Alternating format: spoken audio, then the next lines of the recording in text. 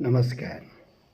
आज म हजुरहरूको अगाडि हाम्रा बालबालिकाहरू कसरी यान्त्रिक बनिरहेका छन् र किन बनिरहेका छन् र दिनानुदिन यो डिजिटल क्राइमभित्र परिराखेका छन् भन्ने शीर्षकमा आफ्नो धारणा व्यक्त गर्न गइराखेको छु है त। डिजिटल कुलतको दरापमा बाल्यकाल एउटा गम्भीर सामाजिक चुनौती भएर तपाईँ हाम्रो सामु खडा भएको छ। हुन त मानिसलाई एउटा विवेकशील प्राणी हो र संसारमा अरू प्राणीभन्दा बढी संवेदनशील पनि हुन्छ भन्ने गरिन्छ।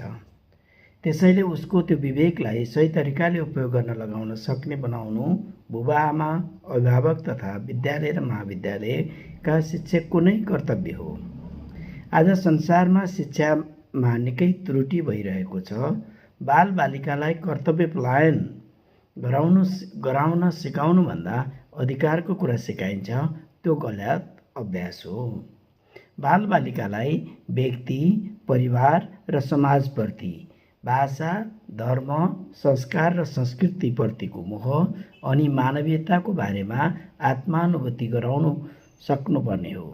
तर आज आएर सानो दुधे बालकलाई भुलाउनको लागि मोबाइलको प्रयोग गर्दै, मोबाइलको स्क्रिनमा केन्द्रित गर्दै दुध तथा अन्य खाना खुवाउनले बालबालिका यान्त्रिक बन्दै गइरहेका छन् र मानवीय शून्यता भरिँदै गइरहेको छ, जुन मानव सभ्यताको लागि हानिकारक हुनेछ।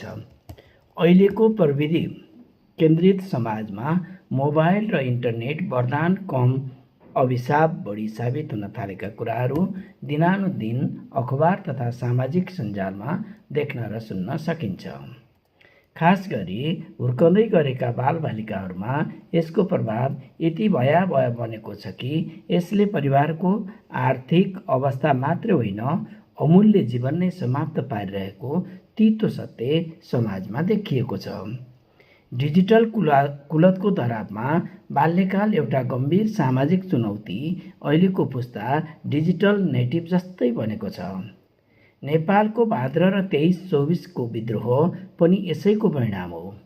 मोबाइल खेलाउन मात्र नभई एउटै छुट्टै संसार बनिसकेको छ र मोबाइल प्रयोगकर्ताले व्यक्ति कुराभन्दा पनि सञ्जालमा देखिएका कुराहरूप्रति विश्वास बढिरहेको छ, जसको कारण संसार खतरनाक मोडमा पुगिसकेको छ। यहाँ मोबाइलको कुलतले कसरी बालबालिका यसका शिकार बनिसकेका छन् भन्ने पुष्टि गरिसकेको छ। 6 कक्षाको विद्यार्थीले 21 लाख सिद्ध्याए। जान फाल्नु एउटा घटना मात्र होइन, यो हाम्रो सामाजिक र पारिवारिक संरचनाको असफलताको सङ्केत हो भन्ने सन्देश मानव समाजलाई पस्किसकेको छ, होइन र? लखनऊ, भारतको घटना। सेप्टेम्बर 2025 को 14 वर्षीय यस कक्षा 6 का विद्यार्थीले आफ्नो बुबाले जग्गा बेचेर बैंकमा जम्मा गरेको करिब 13 लाख भारु नेपाली 20 लाखभन्दा बढी अनलाइन गेम फ्री फायरमा हारेर बाबुले पैसा मात्रै गुमाएनन्, त्यही छोराले आत्महत्या पनि गरेका छन्। इन्डोर, भारतको घटना। अगस्त 2025 को 13 वर्षीय अङ्कलक जैन कक्षा 8 का विद्यार्थीले अनलाइन गेम खेल्ने क्रममा आमाको बैंकको खाताबाट 2800 रुपियाँ काटिएपछि आमा बुबाले गाली गर्ने डरले उनले आत्महत्या गरेका थिए। घटनाले पैसाको परिमाणभन्दा पनि बालबालिकामा हुने मनोवैज्ञानिक त्रासलाई उजागर गरिरहेको हुन्छ। त्यस्तै गरी 3 कर्नाटक, भारतको हालैको घटना। मे 2026 को 21 वर्षीय मेडिकल विद्यार्थी अनिष्कर चौहानले पनि अनलाइन गेमिङमा 70 देखि 80 हजार भारु गुमाएपछि र साथीहरूबाट लिएको ऋण तिर्न नसकेपछि उनले होस्टलको कोठामा आत्महत्या गरे। नेपालको सन्दर्भमा आर्थिक वर्ष 2081-82 को तथ्य नेपाल प्रहरीको साइबर ब्युरो र केन्द्रीय तथ्याङ्क अनुसार नेपालमा पछिल्लो 1 वर्षमा साइबर अपराध र अनलाइन लतका कारण मानसिक तनावमा परि आत्महत्या गर्ने बालबालिका तथा किशोर किशोरीको सङ्ख्या बढिरहेको जनाएको छ। प्रहरीको रिपोर्ट अनुसार झुन्डिएर आत्महत्या गर्ने बालबालिकामा डिजिटल लत, र भर्चुअल दुनियाँको दबाव एक मुख्य कारण देखिएको छ। भर्चुअल खेल र वास्तविक वियोगको श्रृङ्खला।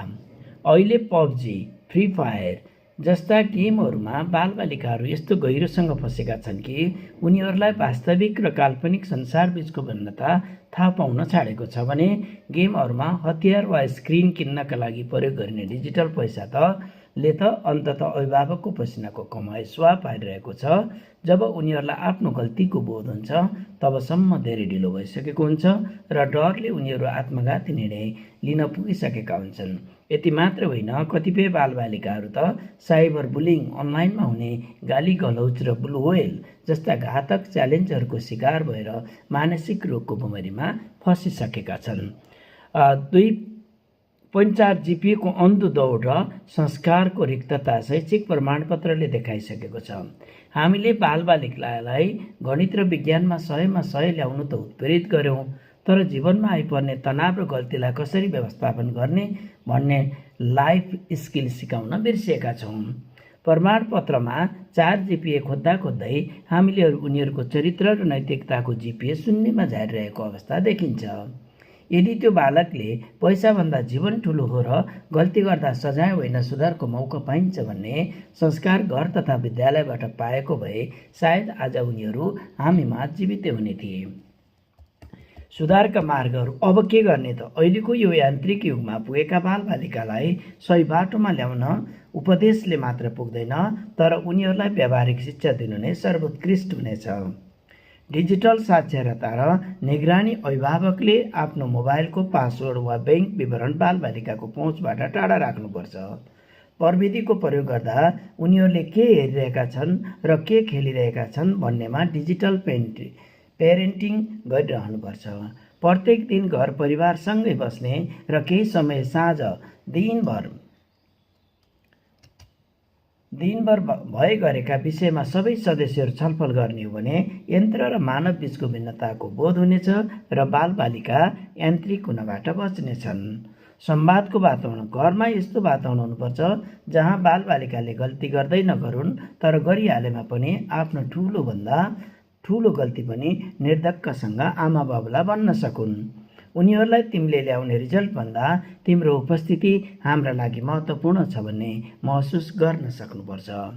श्रम र मूल्यको शिक्षा। बालबालिकालाई पैसा कसरी आर्जन गरिन्छ र यसको महत्त्व के हो भन्ने सानैदेखि सिकाउनु जरुरी छ। जब उनीहरूले श्रमको मूल्य बुझ्छन् तब उनीहरूले भर्चुअल संसारमा पैसा उडाउनु अघि 10 पटक सोचेर सही निर्णय गर्नेछन्। पूर्वीय दर्शन र मानवताको मेल अनुसार हाम्रो भाषा, धर्म, संस्कार र संस्कृतिले सन्तोष र धैर्य सिकाउँछ। लोभले लाभ, लाभले विलाप भन्ने उखानलाई उनीहरूको जीवन पद्धतिमा यस्ता आत्मघाती कदमहरू रोक्न मद्दत गर्ने भएकोले यस्तो शिक्षा घरदेखि विद्यालय हुँदै महाविद्यालयसम्म दिनै पर्छ। चेतनाको दियो बालौँ। अब शिक्षाले मानिसको मनमा भएका विकारलाई हटाई जीवनलाई आत्मनिर्भर बनाई सकारात्मक ऊर्जाका सहित जीवन जिउन सिकाउने कला नै हो। शिक्षा भनेको कक्षा कोठा र किताबको पानामा मात्रै सीमित हुनु हुँदैन। साँचो शिक्षा त्यो हो जसले मान्छेलाई बाँच्न सिकाउँछ अनि आफूभन्दा मान्यजनप्रति आदर र सानालाई प्रेममा बाँध्न सिकाउनु नै उच्च कोटिको शिक्षा हुनेछ। अहङ्कार, हिंसा र द्वन्द्वबाट टाढा रही आपसमा भाइचारा, सहयोग नै आत्मनिर्भरताको मार्ग हुनेछ भन्ने मार्ग एक आपसमा बालबालिकाले सुनेर पढेर मात्र होइन, देखेर र अनुभूति गरेर थाहा पाउनुपर्छ, जसले गर्दा बाल मस्तिष्कमा हिंसा विरोधी सोच विकास हुनुपर्छ। दया, माया, करुणा र जिम्मेवारीको बोध हुनुपर्छ। त्यसैले आफ्ना सन्तानलाई ग्याजेट होइन, प्रत्येक अभिभावकले समय दिँदै उनीहरूको बाल मस्तिष्कमा आफ्नो आमा, बाबु, हजुरबुवा, हजुरआमा प्रतिको उच्च सम्मान सानैदेखि अनुभव गर्दै त्यो त्यहीँबाट सिक्नुपर्छ। उनीहरूलाई प्रविधिको दास होइन, संस्कारको सम्भाग बनाउनु आजको अपरिहार्यता हो। प्रमाणपत्रको अङ्कभन्दा माथि उठेर मानवीय संवेदना, धर्म र संस्कृति सुगन्धले भरिएको जीवन बाँच्न सिकाउन नै आजको वास्तविक आवश्यकता हो, होइन र? संस्कारविहीन शिक्षाले दक्ष अपराधी त जन्माउन सक्छ, तर असल नागरिक र सुखी परिवार निर्माण गर्न सक्दैन भन्ने चेतावनी दिनु नै आजको विश्व शिक्षाको मूल पहिचान होइन र? हजुरलाई कस्तो लाग्छ त? ल, मेरा कुरा राखेँ, अब हजुरको पालो। धन्यवाद।